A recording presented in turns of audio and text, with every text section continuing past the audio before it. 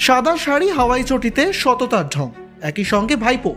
নাম না করে রাজ্যের মুখ্যমন্ত্রী মমতা বন্দ্যোপাধ্যায় এবং অভিষেক বন্দ্যোপাধ্যায়কে কটাক্ষ করলেন বিজেপির অগ্নিমিত্রা পাল। লোকসভা নির্বাচন চলছে, 2 দফায় ভোট গ্রহণও হয়ে গিয়েছে।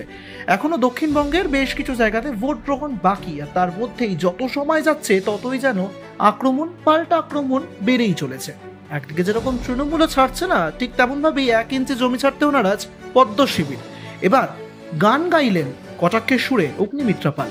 কি গেয়েছেন তিনি, শুনবো।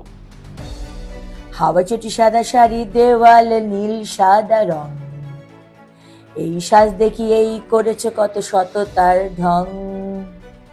অনুদান পেই লুট টাকা ভাইপোর ঘরে, রানী বেয়াদারা করে জমি বাড়ি সবই হজম। গ্রামে গঞ্জে রোজ রোজ বারুদের ধোঁয়া, বোমা ফেটে শিশুদের প্রাণ চলে যাওয়া।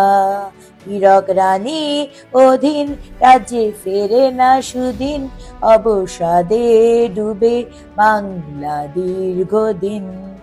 মমতার ভনিতা বেকার সবিতা, মমতার ভনিতা বেকার সবিতা, মানুষ আর ভুল করবে না।